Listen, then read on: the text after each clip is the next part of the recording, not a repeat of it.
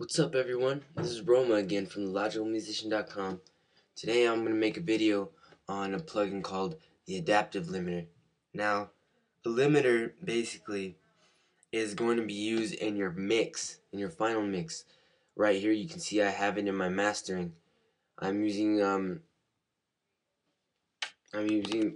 this adaptive limiter to bring out the full sound in my mix, to bring out its loudness and just shape the overall final sound of it. Like a guitar amp, your adaptive limiter can give your sound a little color and shape to it. Now, let's check out how the adaptive limiter works. I'm going to open my adaptive limiter, which I added right here in my mastering section of all my tracks. And let me open it up here. And you see it has an input scale, gain, out ceiling. And it has some more cool little options right here. Now, I want to talk about the gain knob.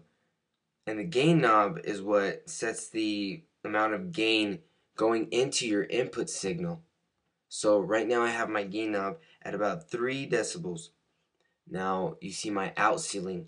My out ceiling makes sure that no signal will go over 0 decibels as I'm setting it, so no signal will ever go beyond the out ceiling of 0 decibels.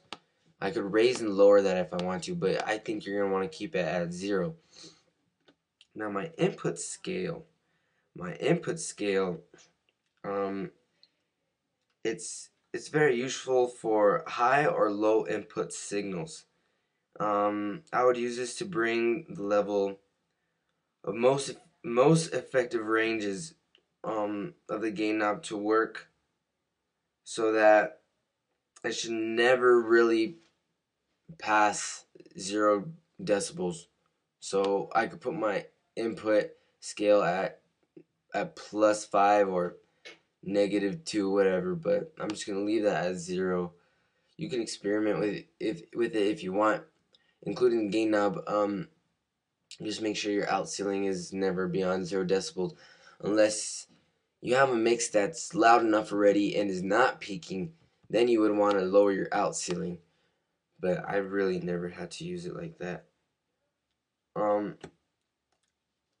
And here's a note of advice that as we look down here, your adaptive limiter is going to add some latency to your mix if your look ahead parameter is on.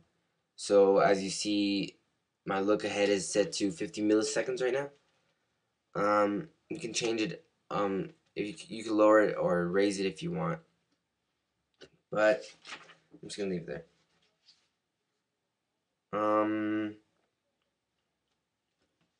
As far as the look ahead, what I can tell you is the look ahead is what examines. It's the examiner of the plugin, and your look ahead is what examines and analyzes for the peaks, for your peaks in your mix. So it looks for the peaks in your mix, and you can raise it so it can find your peaks a little more, or lower it if you want. Your mode is, you have no over and opt fit. Opt fit is what allows peaking frequencies to pass over.